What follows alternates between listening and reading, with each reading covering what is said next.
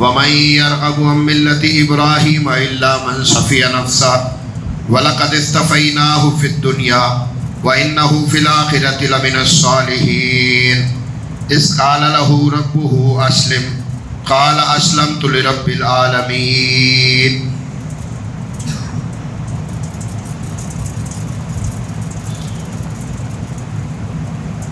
اللہ رب العزت کی مقدس کتاب سے دو آیت مبارکہ میں نے آپ کے سامنے تلاوت کی ہے۔ ان آیات میں اللہ رب العزت نے ان لوگوں کا ذکر کیا ہے کہ جو دنیا میں زندگی بے وقوفی کے ساتھ، حماقتوں کے ساتھ گزار رہے ہوتے ہیں، اور وہ لوگ کون ہیں؟ اللہ فرماتا وَمَن يَرْغَبُ عَن مِّلَّةِ إِبْرَاهِيمَ إِلَّا مَن صَفِيَ نَفْسَهُ۔ اللہ فرماتا ہے کہ ابراہیم کی ملت سے وہ بندہ بے رغبتی اختیار کرے گا، وہ بندہ آراز کرے گا کہ جو احمق ہے، بے وقوف ہے۔ یعنی کیا پتہ چلا کہ ابراہیم کی ملت میں شامل ہونے سے، اور یہ صرف زبانی طور پر نہیں ہوگا، یعنی عملی طور پر ابراہیم کے راستے پر آنے اور ابراہیم علیہ السلام کے راستے پر چلنے سے وہ بندہ منکر ہوگا، اور وہ بندہ انکار کرے گا کہ جو بے وقوف ہے۔ اس کا کیا مطلب ہے کہ صاحب شعور ہونے کے لیے ضروری ہے، عقل مند ہونے کے لیے ضروری ہے کہ ابراہیم علیہ السلام کی سیرت و سنت کا مطالعہ کیا جائے، اور اس کے بعد اس کو حق کے مطابق اختیار کیا جائے۔ اور اس کی وجہ بھی اللہ رب العزت نے بیان فرمائی ہے۔ اللہ فرماتا وَلَقَدِ اصْطَفَيْنَاهُ فِي الدُّنْيَا وَإِنَّهُ فِي الْآخِرَةِ لَمِنَ الصَّالِحِينَ۔ اللہ فرماتا یہ ابراہیم کون ہے؟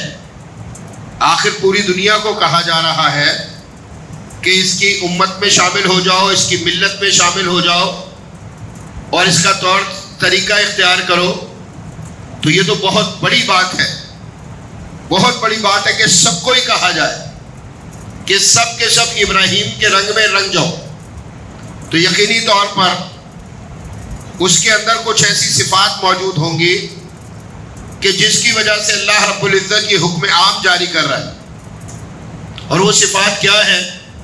پہلے اللہ رب العزت نے ابراہیم علیہ السلام کا مرتبہ بیان فرمایا، اور مرتبہ بیان فرماتے ہوئے کیا فرمایا؟ وَلَقَدِ اصْطَفَيْنَاهُ فِي الدُّنْيَا وَإِنَّهُ فِي الْآخِرَةِ لَمِنَ الصَّالِحِينَ، کہ ابراہیم ان لوگوں میں سے ہے کہ جن کو ہم نے دنیا میں منتخب کیا، اور آخرت میں بھی وہ صالح لوگوں میں سے ہوں گے۔ چلے جی، یہ تو مرتبہ بیان ہو گیا، لیکن کیا خیال ہے؟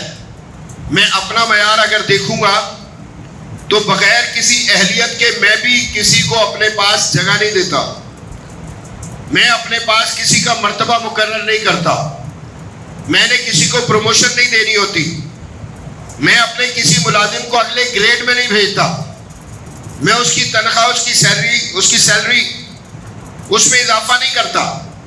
میرے ذہن میں بھی ایک معیار موجود ہے کہ اس معیار پر جو بندہ آئے گا اس کے ساتھ جڑا جائے گا، اس کے ساتھ جو ہے وہ کسی قسم کا تعلق رکھا جائے گا۔ دوستی کا یہ معیار ہے۔ اور پھر اگر کسی کو میں نے اپنے بزنس میں، اپنی دکان پر، اپنی فیکٹری میں جگہ دینی ہے تو اس کے لیے بھی یہ معیار ہونا چاہیے۔ تو یہ تو رب ہے نا، اس کا معیار کتنا اعلیٰ ہوگا، کتنا عظیم الشان ہوگا، کتنے برتر معیار کا میرا رب جو ہے وہ مالک ہوگا۔ اللہ نے صفت بیان کی ابراہیم علیہ السلام کی، اور فرمایا قال لہ ربہ اسلم قال اسلمت لرب العالمین۔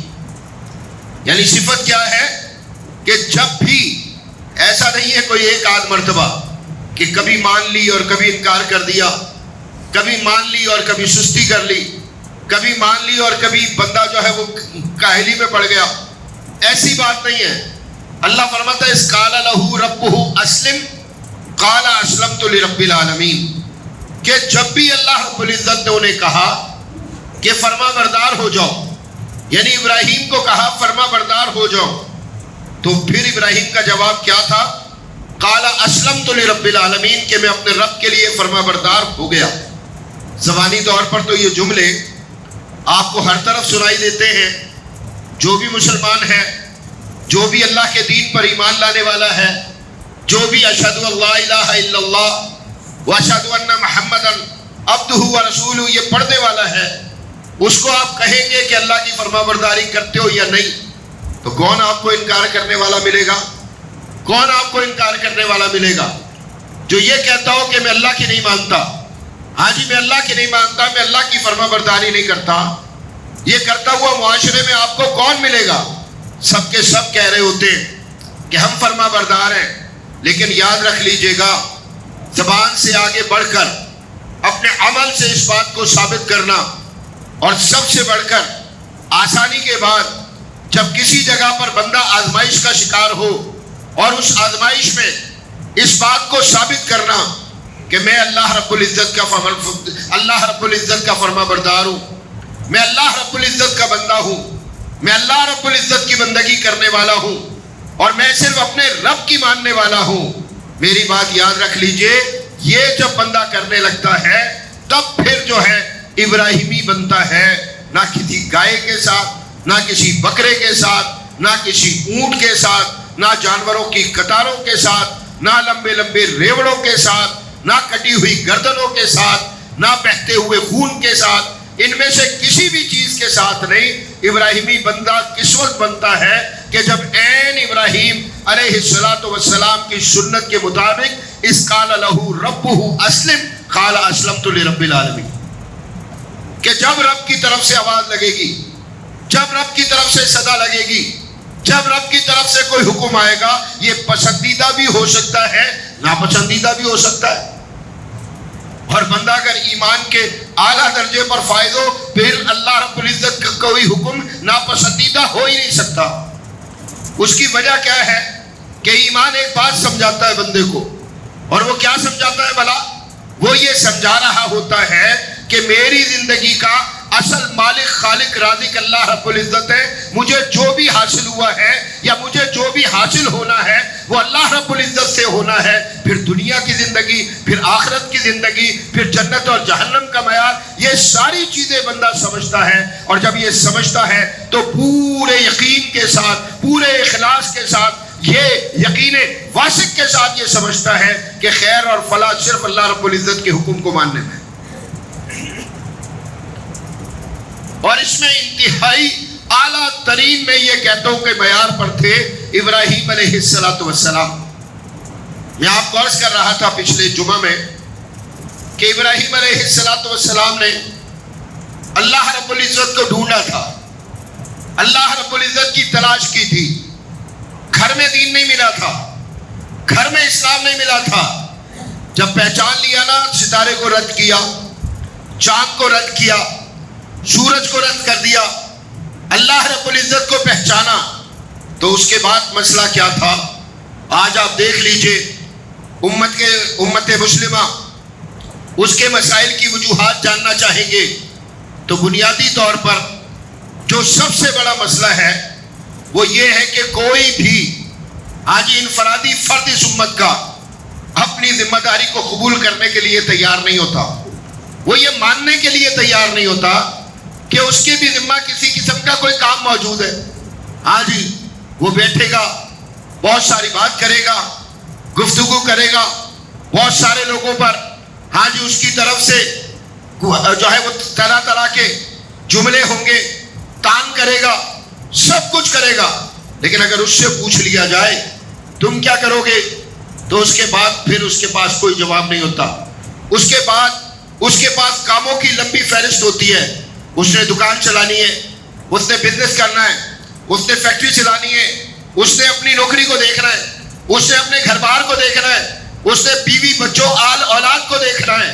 وہ جن لوگوں کو اللہ رب العزت بیان کرتا ہے ان کی بیویاں نہیں تھیں، ان کے بچے نہیں تھے، ان کی ضروریات نہیں تھیں، ان کے مسائل نہیں تھے، یہ سب کچھ موجود تھا۔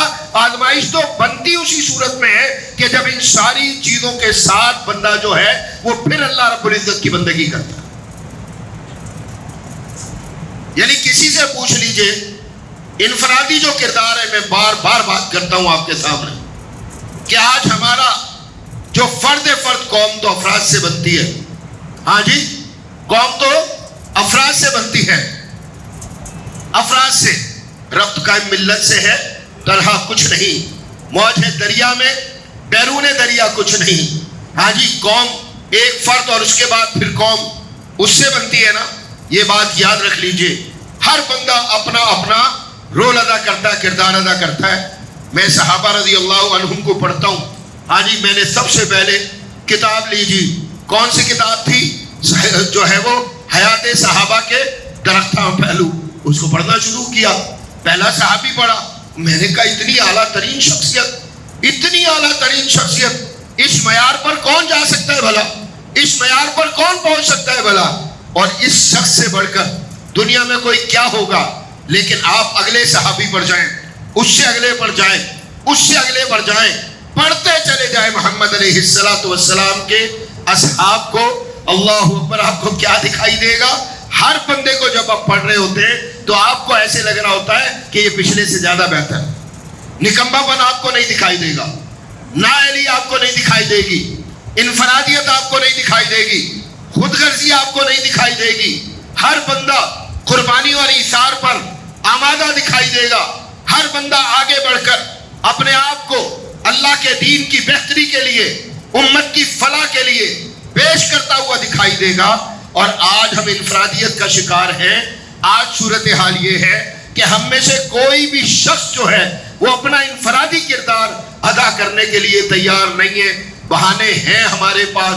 ہاں جی، بہت سارے ریڈی میڈ بہانے ہیں ہمارے پاس. ہم یہ سمجھتے ہیں فلاں کے کرنے کا کام ہے، فلاں کے کرنے کا کام ہے. کوئی کام کرنے والا، کوئی کام کی فکر کرنے والا میرے پاس آ جائے، میرے پاس سوالوں کی ایک لمبی قطار ہوتی ہے.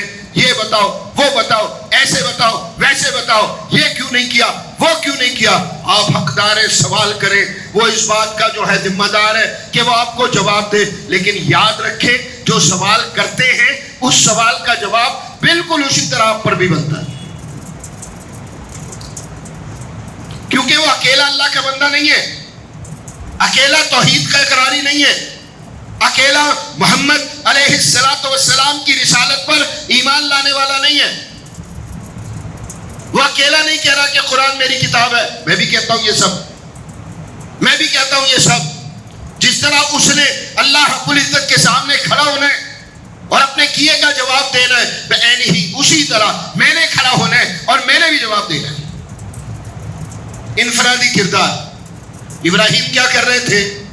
جب توحید سمجھ میں آ گئی، بڑے ڈنکے بجاتے ہیں ہم، اس بات کے بڑے ڈنکے بجاتے ہیں کہ مجھ سے بڑھ کر بہتر توحیدی کوئی نہیں ہے، لیکن میری توحید میرے گھر کی دہلیز سے باہر نہیں نکلتی، میری توحید مجھ سے اگلے فرد تک نہیں پہنچتی، میری توحید سے دنیا کو فرق کوئی نہیں پڑتا ہوتا. یاد رکھے، اکیلے پورے معاشرے میں کوئی بھی نہیں ہے، دوسرا کوئی بھی نہیں ہے. باپ کو جا کر کہا. کیا کرتا تھا باپ؟ کیا کرتا تھا باپ؟ گھر سے سپورٹ ملتی ہے نا بندے کو. سب سے بڑا سپورٹر کون ہوتا ہے؟ ماں ہوتی ہے، باپ ہوتا ہے، خاندان ہوتا ہے. یہ سب کے سب ہوتے ہیں. ابراہیم کا سپورٹر کون تھا؟ باپ کے پاس گئے، باپ بت بناتا تھا، بت بناتا تھا. اس کے سامنے جا کر کھڑے ہوئے اور کھڑے ہو کر اس کو بات کرنا شروع کیا. ابا جان یہ کیا ہے؟ اپنے ہاتھوں سے بنا رہے ہیں، کھڑا کر رہے ہیں، یہ بے جان ہے، یہ کیا کر سکتا ہے؟ رب تو کوئی اور ہے. باپ نے کیا جواب دیا تھا؟ ہم تو اگر کسی کو ایک جملہ کہہ دیں، ایک جملہ کہہ دیں اور جملے کے جواب میں کوئی اگر شدت اس کا ہمیں سامنا کرنا پڑ جائے، میری عزت، میرے وقار اور وہ جو ایک جعلی اسٹیٹس میں نے بنا رکھا ہے، اس اسٹیٹس پر کوئی حرف آنے لگے تو میں کہتا ہوں میرے کرنے کا کام نہیں ہے. میں کہتا ہوں میرے کرنے کا کام نہیں ہے. اللہ نے مجھے معاشرے میں مقام دیا ہے، اللہ نے معاشرے میں مجھے عزت دی ہوئی ہے، اتنے لوگ مجھے جانتے ہیں، اس اسٹیٹس کا میں حامل ہوں. اچھا بڑا اسٹیٹس ہوگا آپ کا، لیکن میں آپ کو کہہ رہا ہوں جس شخصیت کی بات میں کہہ رہا ہوں، جو میں آپ کے سامنے جس شخصیت کی بات کر رہا ہوں، اس کے لیے اللہ فرما رہا ہے وَمَن يَرْغَبُ عَن مِّلَّةِ إِبْرَاهِيمَ إِلَّا مَن سَفِيَ نَفْسَهُ. یہ اتنی بڑی شخصیت ہے جو اس کے راستے پر نہیں چلے گا وہ بے وقوف ہے. اس سے بڑھ کر کیا ہو سکتا ہے؟ اس سے بڑھ کر کیا ہو سکتا ہے؟ اللہ کے نبی کو فرمایا قالوا كونوا هودا او نصارى تهتدوا، کہ یہ تمہیں کہتے کہ تم یہودی ہو جاؤ، تم عیسائی ہو جاؤ، آج یہ تمہیں کہہ رہے ہوتے، لیکن تم اعلان کرو، آپ اعلان کریں اس بات کا قل بل ملت ابراہیم حنیفا وما کان من المشرکین، میں تمہارے ساتھ نہیں ہوں، میں مشرکوں میں سے نہیں ہوں، میں اعلان کرتا ہوں کہ میں ابراہیم کی ملت میں سے ہوں۔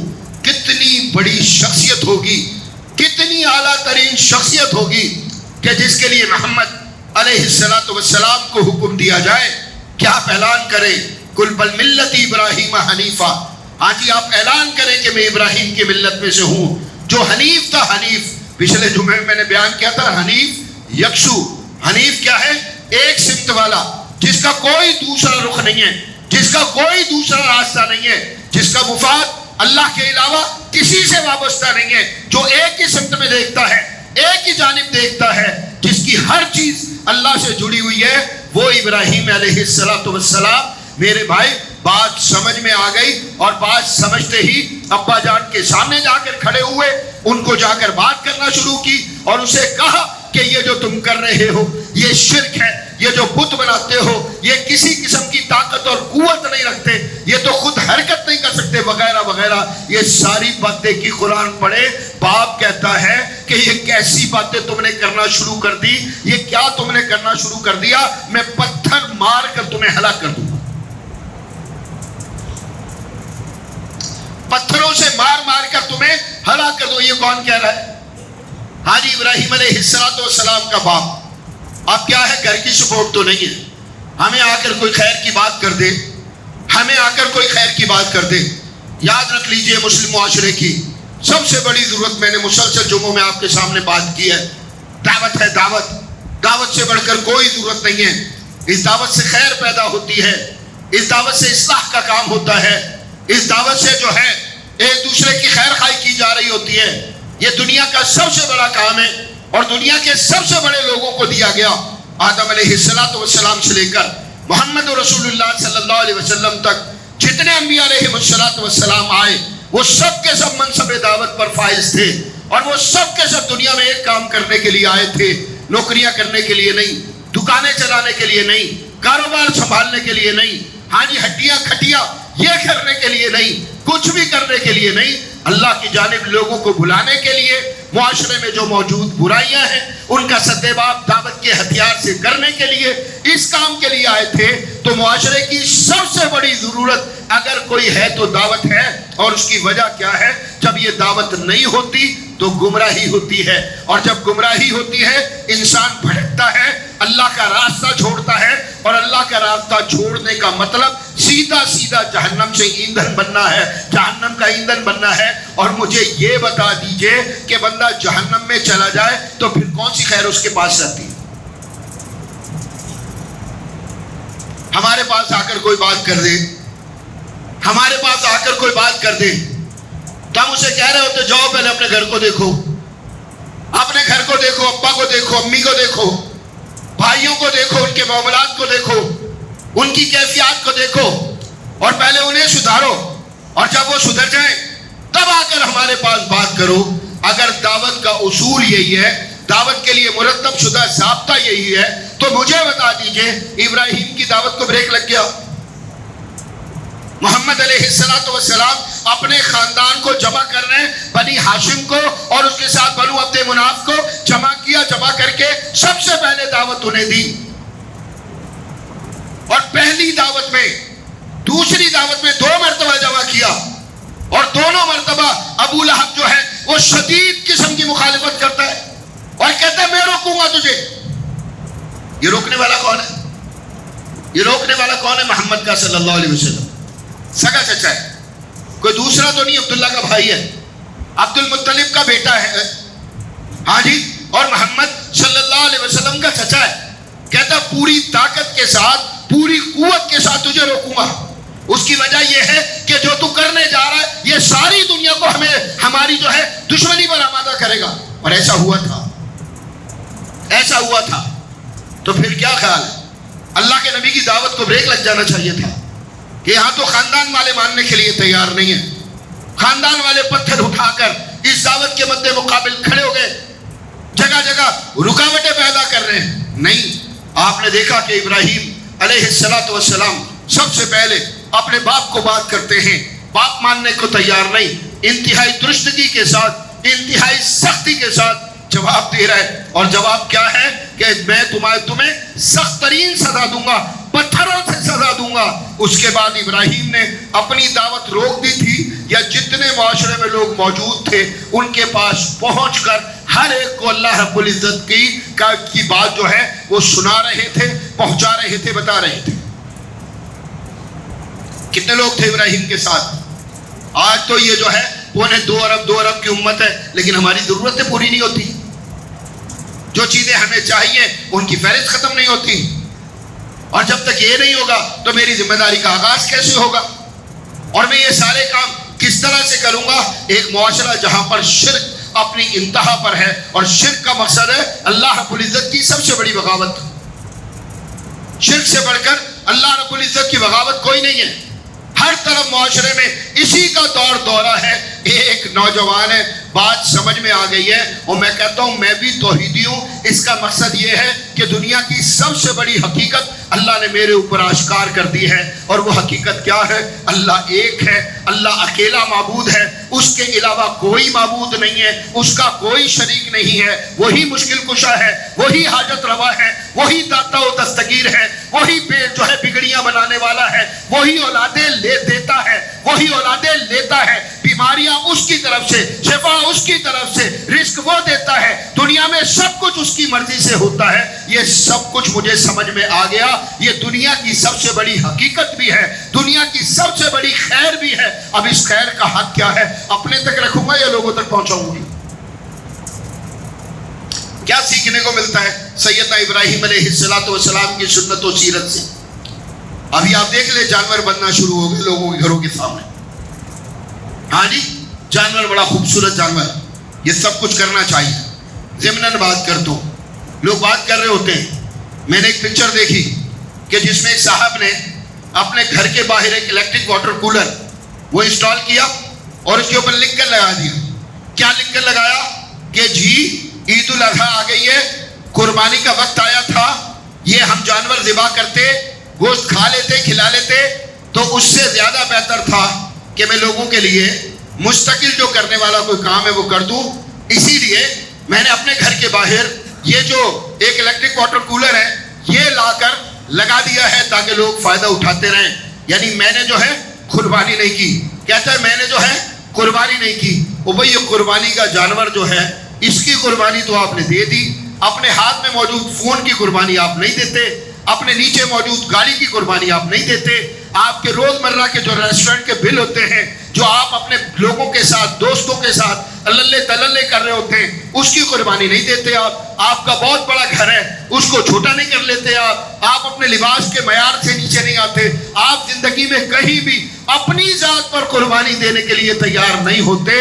اللہ کے ایک حکم کے ساتھ آ کر آپ کو مسئلہ پیدا ہوا ہوتا ہے. اس سے کیا پتہ چلتا ہے؟ یہ غریب غربا یا یہ جو لوگ ہیں کہ جن کے مسائل ہیں ان کی ہمدردی یا ان کے ساتھ تعلق کا مسئلہ نہیں، اللہ کے دین کے ساتھ بغض کا مسئلہ ہے. اللہ کے نبی علیہ الصلوۃ والسلام کیسی زندگی گزارتے تھے؟ کس طرح کی زندگی گزارتے تھے؟ کیا کھانا تھا، کیا پینا تھا؟ ہاں جی، کس طرح کے روز و شب تھے؟ ہاں جی، کتنے دسترخوان اللہ کے نبی کے سامنے لگے ہوتے تھے اور کتنے کھانے ان پر سجائے جاتے تھے، سب جانتے ہیں نا. لیکن جب قربانی کا وقت آتا تھا 100 اونٹ اللہ کے نبی نے ایک مرتبہ میں کیے. تو یہ تو لازمی طور پر جو میرے محترم بھائیو صاحب استطاعت ہے اس کے اوپر ذمہ ہے کہ وہ لازمی قربانی کرے گا. اور اس کی وجہ کیا ہے؟ یہ قربانی، یہ جو سلسلہ ہے، اللہ کی قسم اس کی ایک ہی وجہ مجھے تو سمجھ میں آتی ہے کہ اللہ رب العزت کی طرف سے حکم محمد علیہ السلام کا متواتر اور اتنی جو ہے اللہ پر قوت کے ساتھ اس پر عمل کرنا، یہ صرف ایک وجہ ہے کہ ابراہیم علیہ السلام کی جو عظیم الشان شخصیت ہے، جب بھی یہ موقع آتا ہے اس کا ہر پہلو ہمارے سامنے آتا ہے. بات سمجھ میں آ گئی، لوگوں کو بات کرنا شروع کر دی، ان کو بتایا، ان کو پڑھایا، ان کو سکھایا. اور انہیں کہا کہ بھئی دیکھو اللہ معبود ہے اور یہ جو تم نے بنا رکھے ہیں یہ سب جھوٹے باطل ہیں. لیکن بات تو نہیں سمجھ میں آ رہی ہوتی نا, نہیں سمجھ میں آ رہی ہوتی, نہیں سمجھ رہے تھے. پھر ابراہیم پلان بناتے, پلان. اور وہ پلان کیا تھا میرے محترم بھائیوں؟ دنیا میں ہمیشہ ایسے اولو العزم لوگ موجود ہوتے ہیں, ایسے باہمت لوگ موجود ہوتے ہیں جو پوری قوت کے ساتھ جا کر اللہ رب العزت کے مد مقابل کھڑے ہونے والے جتنے بھی نظام ہیں ان سے جا کر ٹکرا رہے ہوتے ہیں. اور ان میں سے ایک عالی شان شخصیت کا نام سیدنا ابراہیم علیہ السلام تھا. دعوت دے رہے تھے, لوگ دعوت کو سننے ماننے کے لیے تیار نہیں ہیں. بت کدا بہت سارا بہت بڑا جو ہے وہ بنا ہوا ہے, آج بڑے بڑے بت رکھے ہوئے, چھوٹے بت رکھے ہوئے ہیں.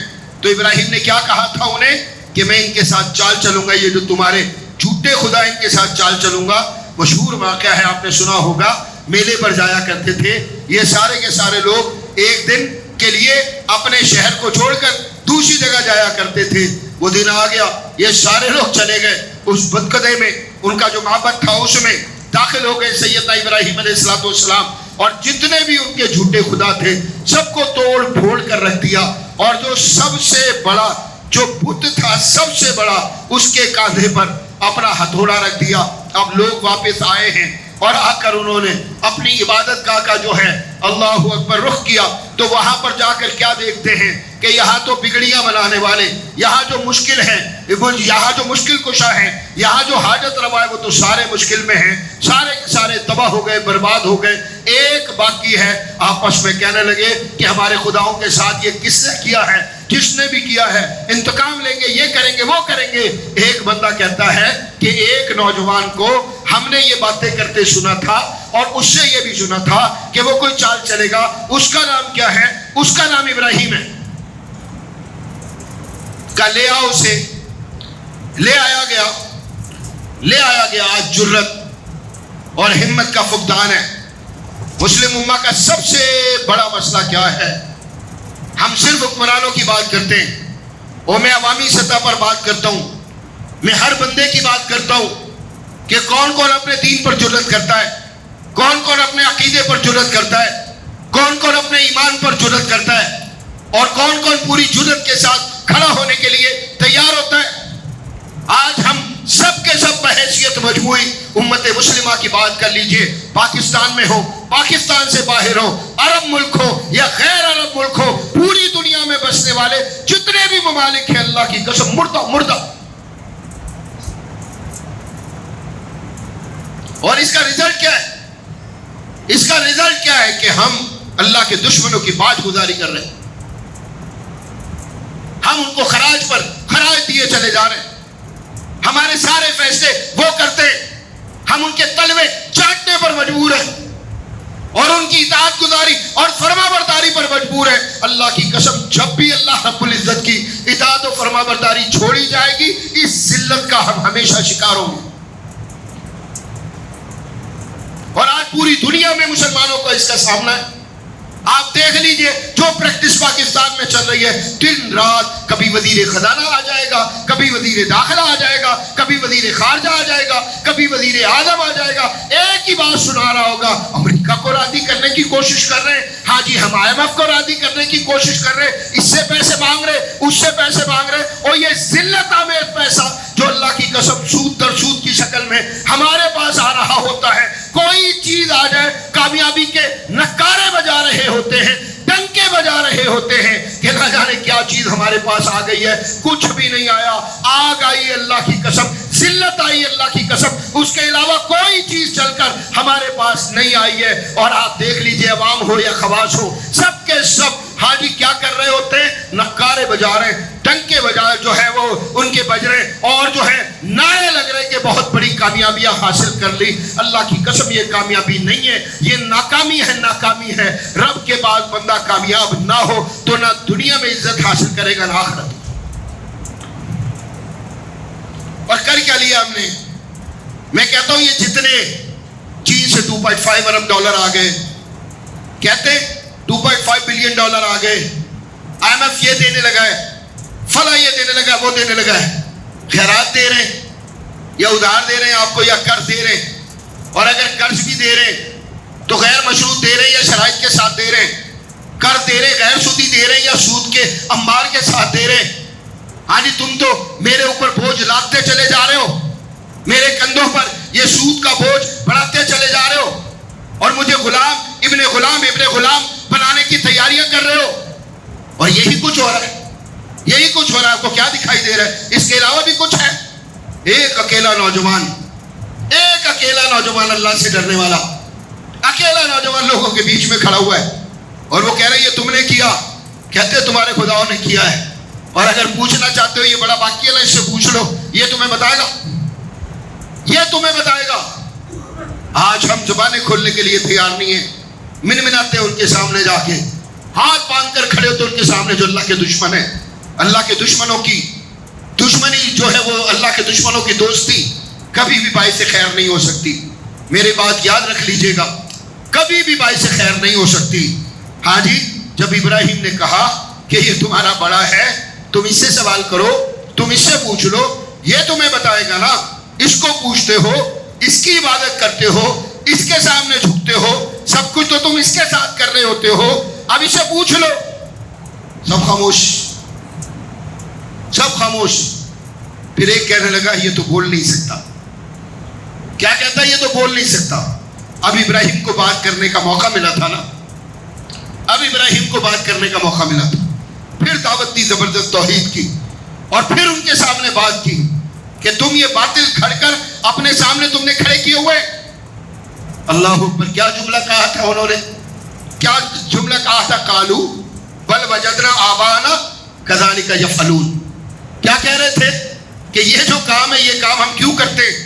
کوئی حق سمجھ کے، آج خیر سمجھ کے، پورے شعور کے ساتھ سمجھ کر اس کو اختیار. ایسا نہیں ہے. ہم نے تو اپنے بڑوں کو جو ہے اس پر پایا ہے. ہاں جی جائزہ لے اپنے گھروں کا، دیکھیں اپنے بڑوں کو، اپنے ہونے والے کاموں کو اور دیگر معاملات کو. ہم دیکھیں کہ ہمارے پاس کیا کیا ہو رہا ہوتا ہے، کتنے کام ایسے ہیں. جی ہماری روایت ہے، آپ کی روایت ہے، یا کسی حدیث کی کتاب کی روایت ہے، یہ قرآن کی کوئی آیت ہے، یہ اللہ کی طرف سے اتری ہوئی شریعت ہے، یا پھر محمد علیہ السلام کی سنت ہے کہ لازمی طور پر اس کو اس طرح سے اختیار کر لیا جائے. نہیں. ہمارے جواب کیا ہوتے ہیں؟ ہمارے جواب بھی آج یہی ہے. بڑوں سے ہوتا ہوا آ رہا ہے، بڑے کرتے چلے آ رہے ہیں. شادی اس طرح ہے، بیاہ اس طرح سے ہے، غم اس طرح سے ہے، موت میت اس طرح سے ہے. یہ فلاں موقع جو ہیں ان پر یہ کرنا ہمارے بڑوں سے ہم نے سیکھا ہے. اللہ کی قسم یہ سیکھنے سکھانے والا کام کس کے کرنے کا ہے؟ اللہ رب العزت نے شریعت اتاری، قرآن اتارا، محمد علیہ السلام پر حکمت اتاری، اپنے انبیاء بھیجے. اٹھنا بیٹھنا، کھانا پینا، سونا جاگنا، لین دین، معیشت، معاشرت، تعلقات، معاملات، کون سی ایسی چیزیں جو چھوڑ دی؟ یہ سیکھنا سکھانا صرف وہاں پر ہوگا. بغاوت کی بات نہیں کرتے، والدین کی عزت کی بات کرتے ہیں، ادب کی بات کرتے ہیں، احترام کی بات کرتے ہیں. ان کے سامنے زبان درازی نہ کریں، ان کے سامنے اپنے لہجے کو بالکل درست رکھے، پست رکھے، ہمیشہ یہ کام کریں. لیکن یاد رکھے جب معاملہ رب العالمین کا ہوگا تو پھر ابراہیم کی طرح کھڑے ہو کر رب کا ساتھ دیں گے. یہ بات اچھی طرح سے سمجھنے والی ہے. اکیلے تھے نا بالکل. کیا خیال ہے؟ کوئی بھی نہیں تھا ان کو. جب انہوں نے بالکل یہ کہہ لے ہاں جی کہ یہ جو قوم تھی ساری یہ بالکل لاجواب ہو گئی. اب آخر میں کیا جا رہا ہوتا ہے؟ ہو یہ رہا ہوتا ہے ہر زمانے میں. میں ایک جملہ کہتا ہوں کہ ہر دور میں آگ روشن ہوتی ہے. جیسے انہوں نے فیصلہ کیا تھا کہ بھئی کیا کر رہو، اس کو جلا دو، ابراہیم کو جلا دو. اتنا بڑا اس نے کام کیا ہے، ہمارے خداؤں پر حملہ کیا ہے، ہمارے خداؤں کے ہاتھ توڑ دیے، پاؤں توڑ دیے، ان کی گردنیں اڑا دی، ان کو تباہ و برباد کر دیا. تو اب کرنے والا کام کیا ہے؟ اس کو سزا دو. اور سزا دینے کا کیا طریقہ ہے؟ اس کو جلا دو. یہ کام کرو. سارے لوگوں نے ایندھن جمع کیا تھا. میں یہ کہتا ہوں کہ یہ الاؤ ہر دور میں روشن ہوتے ہیں، یہ آگ ہر دور میں جلتی ہے، ہر دور میں ایسے معاملات موجود ہوتے ہیں. ہر دور میں ابراہیم بھی موجود ہوتے ہیں. اور وہ کون ہوتے ہیں کہ جو اپنی بے بسی لاچاری کے باوجود، بعض بے وقوف سمجھتے ہوں گے کہ ابراہیم کو پہلے سے پتا تھا کہ اس آگ نے ان کو جلانا نہیں ہے. اگر پہلے سے پتا تھا، امتحان کس چیز پر ہے؟ کوئی بتائے گا امتحان کس چیز پر ہے؟ اگر ابراہیم جانتے وَإِذِ ابْتَلَىٰ إِبْرَاهِيمَ رَبُّهُ بِكَلِمَاتٍ فَأَتَمَّهُنَّ، اللہ کہتا ہے ہم نے جب بھی ابراہیم کو کسی امتحان میں مبتلا کیا تو وہ ہمیشہ امتحان میں 100 نمبر لے کر پاس ہوئے، پورے اترے بالکل۔ اور یہ کس طرح ہوتا ہے کہ جب آگ کی لپٹیں آ رہی ہوں، آگ کی حرارت اور حدت پوری طرح سے پہنچ رہی ہو، اور پہنچ رہی تھی ابراہیم کو، اور وہ کہہ رہے تھے جلا دیں گے۔ پہلی منجنیق دنیا میں اس وقت بنائی گئی تھی، اور اس منجنیق میں ہاتھ پاؤں باندھ کے ابراہیم کو ڈالا گیا تھا، اور اس منجنیق کے ذریعے سے آگ میں ابراہیم کو پھینکا گیا تھا۔ کیا جملہ تھا جو میرے ابراہیم کہہ رہے تھے؟ کیا کہہ رہے تھے؟ حسبنا اللہ و نعم الوکیل۔ اور آج امت کے پاس یہ جملہ موجود نہیں ہے۔ کیا اللہ آج کارساز نہیں ہے؟ کیا اللہ پر آج بھروسہ نہیں کیا جا سکتا؟ یا اللہ آج میری مدد پر قادر نہیں ہے؟ کیوں نہیں جھکتے ہم رب عالی شان کی طرف؟ کیوں نہیں جھکتے؟ ان حکمرانوں کو اللہ توفیق عطا فرمائے کہ یہ توبہ کی بات کریں، یہ ساری قوم کو خود سمیت، اپنے وزراء، اپنے مشیران سمیت توبہ پر آمادہ کریں، اللہ رب العزت کی طرف رجوع کرنے پر آمادہ کریں۔ لیکن یہ نہیں ہو رہا، بغاوت بغاوت بغاوت بغاوت، اور اس کے ساتھ سمجھتے خیر خائی ہو جائے گی، معیشت سنبھال لیں گے، فلاں کر لیں گے۔ کچھ بھی نہیں سنبھالو گے، تباہی اور بربادی تمہارا مقدر بنے گی اللہ رب العزت کی بغاوت کے ساتھ، اس کے علاوہ کچھ نہیں ہو سکتا۔ ایسے آگ میں پھینکا جا رہا ہے، منجنیق میں ڈال دیا گیا، آگ میں پھینکا جا رہا ہے، اور ابراہیم کہہ رہے ہیں حسبنا اللہ و نعم الوکیل۔ کس پر بھروسہ کرتا ہوں؟ اللہ پر۔ میرا کارساز کون ہے؟ اللہ ہے۔ اور جب بھروسے کا حق ادا کیا جائے، جس طرح کا ایمان، جس طرح کا اعتماد، جس طرح کا یقین اور جس طرح کا بھروسہ رب پر کر لیا جاتا ہے، اسی طرح کا جواب رب عالی شان کی طرف سے آتا ہے۔ یہاں آگ میں پھینکا جا رہا ہے، وہاں سے حکم آ رہا ہے آگ کو، یا نار کونی بڑھتا ہوا سلامات، کہ آگ ٹھنڈی ہو جا، اور ٹھنڈی بھی سلامتی والی۔ پھر دنیا نے منظر دیکھا تھا، دنیا نے منظر دیکھا تھا کہ آگ گلزار بن گئی تھی، ٹھیک ہے، لیکن یہ ایسے نہیں بنتی ہوتی، امتحانوں سے گزرنا ہوتا۔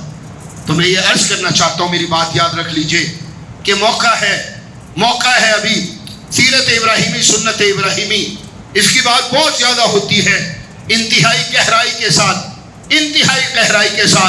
بہت ہی گہری نگاہ کے ساتھ جو ہے ابراہیم علیہ السلام کی سنت کو پڑھنے کی ضرورت ہے، اس کو دیکھنے اور اس سے بہت کچھ سیکھنے کی ضرورت ہے۔ اگر یہ کام آج امت مسلمہ کرنے پر آمادہ ہو جائے اور ابراہیم کی روشن سیرت سے روشنی لینے کے لیے تیار ہو جائے، تو یاد رکھ لیجئے تمام مسائل حل ہوں گے۔ اس کی وجہ یہ ہے کہ مسائل کا حل کرنے والا میرا رب ہے، اس کے علاوہ کوئی نہیں کر سکتا۔ اللہ ہم سب کو بات کو سن کر سمجھنے اور سمجھ کر عمل کرنے کی توفیق عطا فرمائے۔ اللہ نے جتنی زندگی دی ہے اس کا ایک ایک لمحہ اللہ کے دین کے لیے بسر ہو۔ آج جو کچھ اللہ نے دیا ہے وہ سب کچھ اللہ کے لیے ہو، اور جب اللہ رب العزت موت عطا فرمائے تو موت شہادت کی ہو۔ وَأَقُولُ قَوْلِي هَذَا أَسْتَغْفِرُ اللَّهَ لِي وَلَكُمْ جزاكم الله خيرا كثيرا۔